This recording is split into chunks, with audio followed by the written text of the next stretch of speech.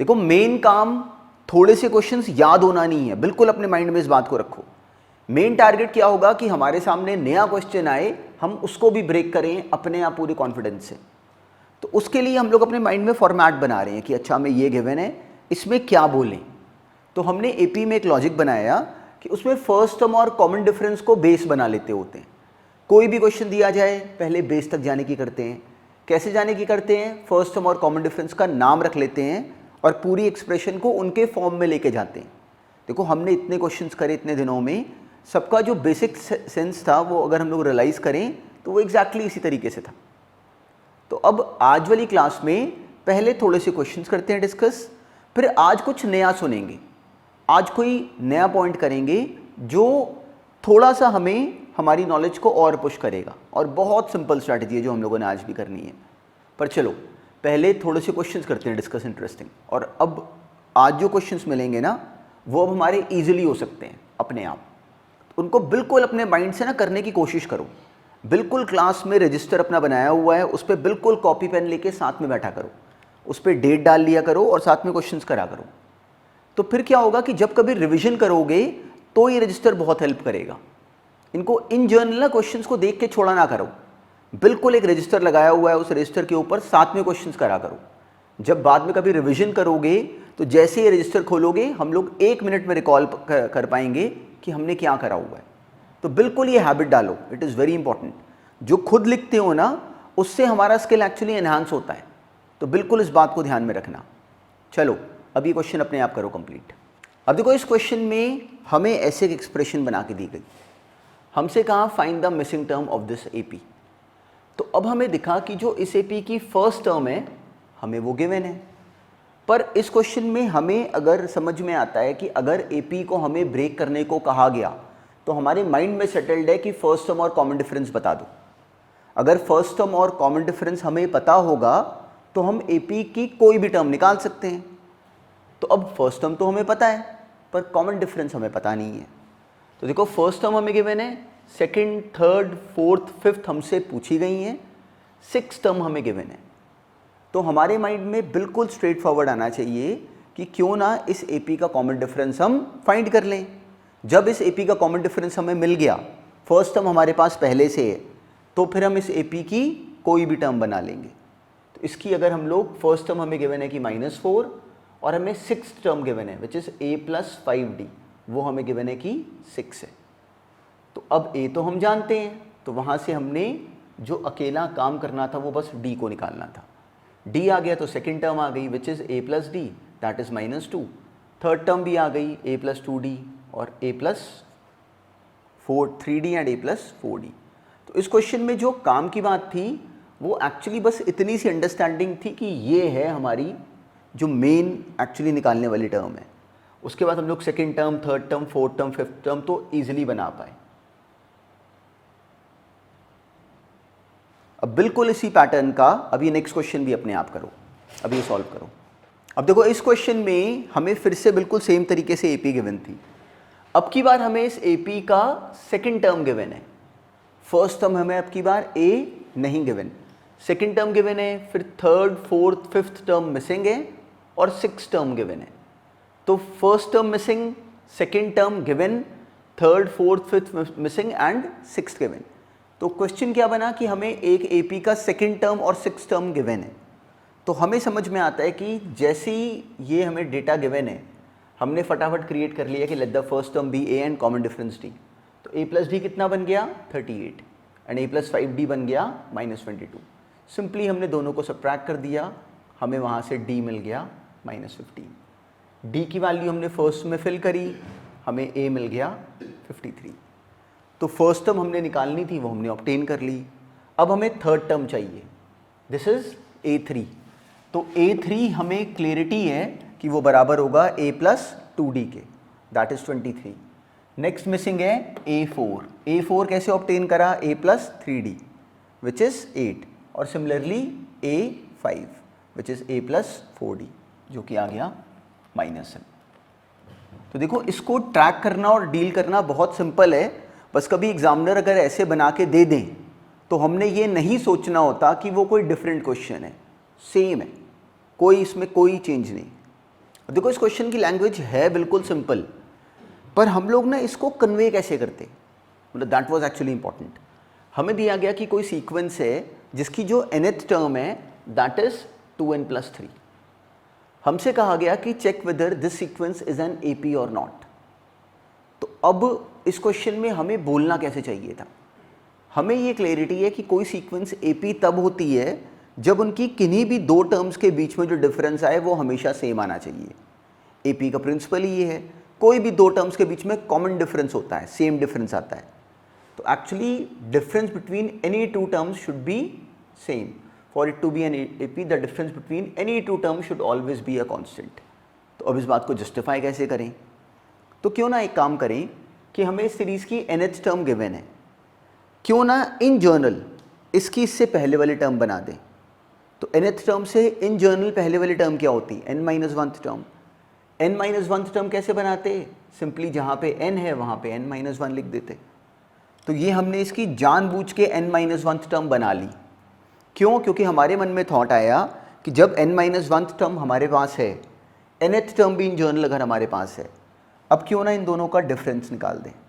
हमने दोनों को सबट्रैक्ट करा, दोनों को सबट्रैक्ट करके हमें रियलाइज़ हुआ कि जो जवाब आ रहा है दैट इज़ अ कांस्टेंट। देखो n तो यहाँ पे कुछ भी हो सकता है, तो इसका मतलब n के किसी भी नेचुरल नंबर होने पे nth और nth-1 टर्म के बीच में जो डिफरेंस आ रहा है that is always a constant. और वो कांस्टेंट होने का मतलब क्या हो गया कि वो सीरीज कैसी बनी, AP।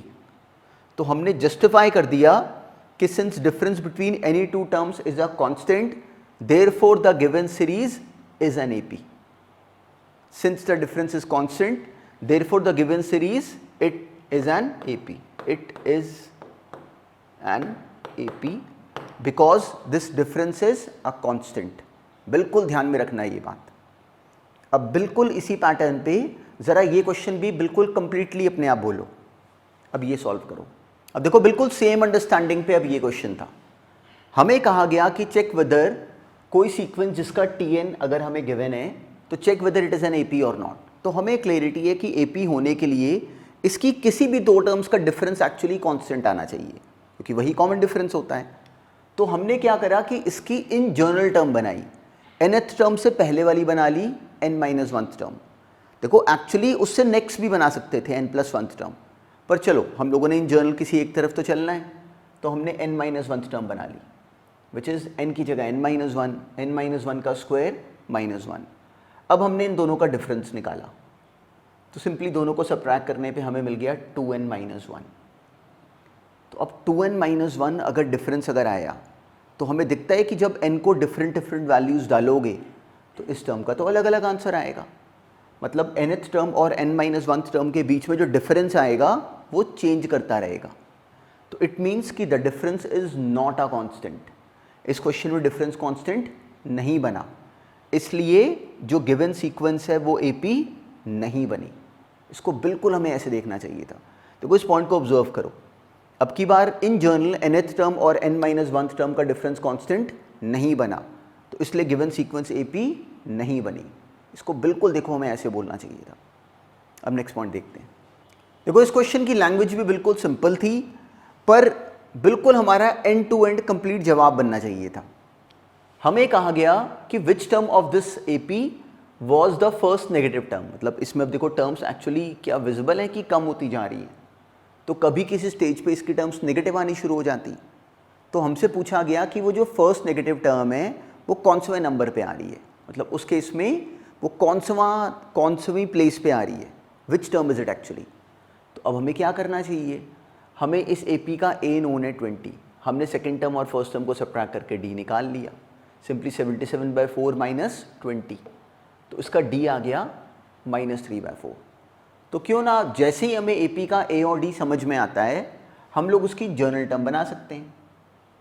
वो आ गई A + n-1 इंटू D। वो हमें कहा गया है कि नेगेटिव होनी चाहिए। नेगेटिव होने का मतलब क्या हुआ, <0। तो हमने A + n-1 इंटू D को <0 करा।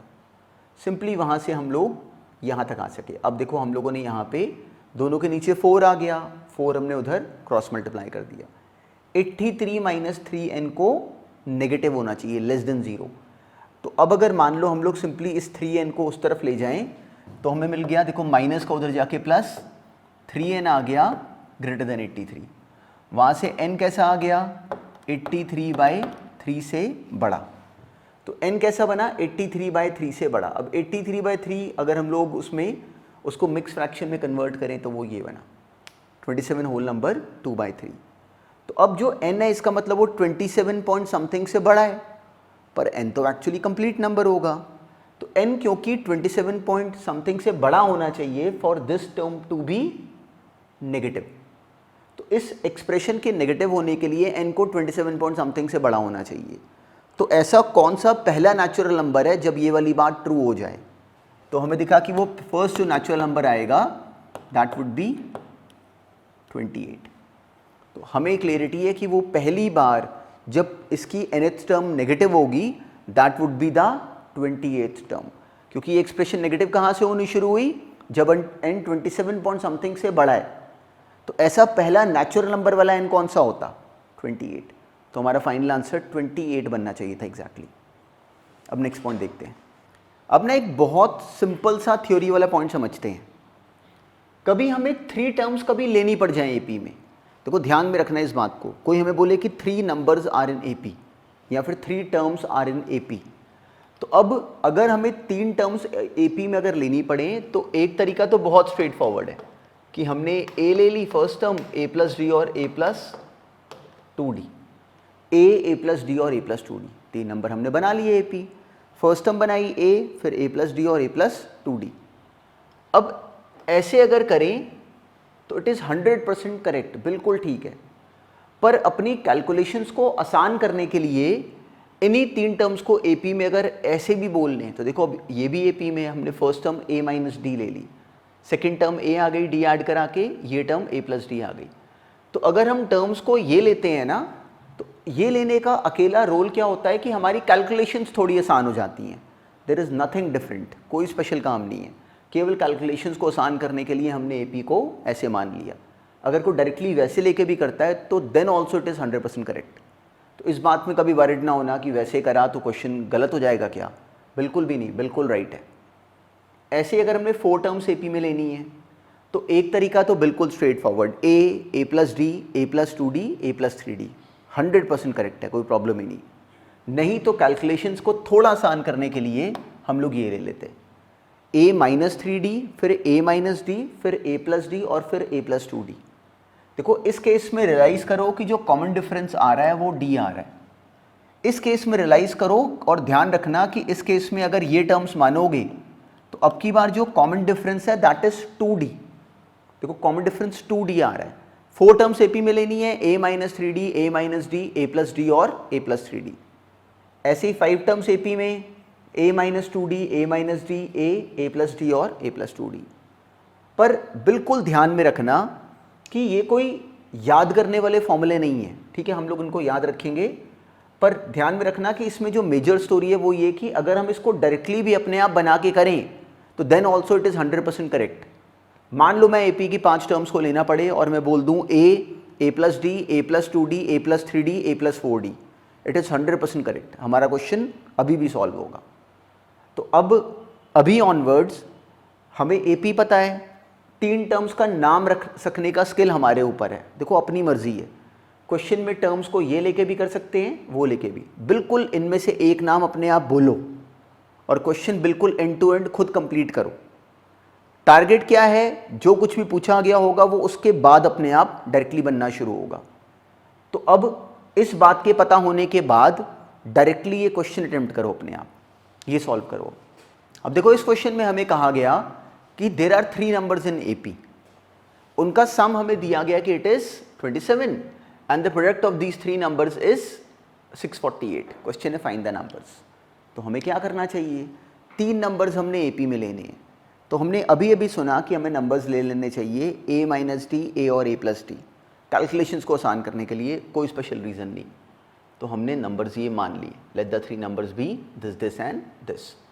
अब हमने तीनों का सम करा, तीनों को ऐड करा तो उसका जवाब हमें गिवन है 27। वहाँ से a हमारे पास आ गया कि a इज़ 9।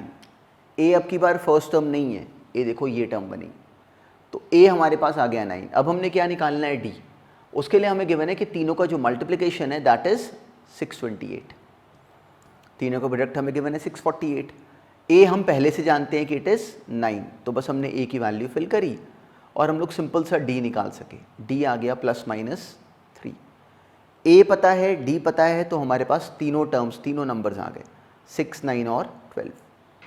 अगर हम लोग डी को -3 लेते तब भी यही सेम नंबर आते, पर तब ऐसे आ जाते। तो एक ही बात है, नंबर्स हमारे पास फाइनली क्या आए 6, 9 और 12। तो देखो इसका फॉर्मेट इतना सिंपल है, तो इसको बस सही डील करना है हमने। अब नेक्स्ट करो सॉल्व। अब देखो इस क्वेश्चन में हमें कहा गया कि find 4 numbers which are in AP. तो हमें क्लैरिटी है कि अपनी कन्वीनियंस के लिए हमने नंबर्स मान लिए a-3d, a-d, a+d और a+3d। उनका सम हमें गिवन है कि 50 है, तो हमने चारों को ऐड करा इक्वल टू 50 कर दिया। देखो सारी डी वाली एक्सप्रेशंस कैंसिल, हमें डायरेक्टली मिल गया कि 4a = 50, वहाँ से a आ गया 25/2। अब हमें दिया गया है कि जो ग्रेटेस्ट नंबर है, अगर d अगर पॉजिटिव होगा तो सबसे बड़ा नंबर ये हो गया, it is 4 times the least, सबसे छोटे वाले से वो 4 गुना है। ये हमने क्यों करा, क्योंकि अब a हमें पता है, हमें इस इक्वेशन के पता होने पे d भी मिल गया, तो d हमने ऑब्टेन कर लिया 5/2। जैसे ही a और d हमें पता है, हमें क्लैरिटी है कि हमने क्वेश्चन ब्रेक कर लिया। अब a is 25/2 and d is 5/2, तो हमारे पास नंबर्स आ गए a-3d, a-d, a+d और a+3d, विच इज़ 5, 10, 15 एंड 20। बिल्कुल सिंपल क्वेश्चन ये वाला। अच्छा वैसे ही अब अगर सोचो कि इसी सेम क्वेश्चन में मान लो किसी के माइंड में ये आता, सेम क्वेश्चन हमने सॉल्व कर लिया कंप्लीटली, मान लो सेम क्वेश्चन में किसी बच्चे ने मान लो ये टर्म लिख ली हो, उसने एज्यूम करा कि जो 4 नंबर्स हैं वो अगर ये हैं।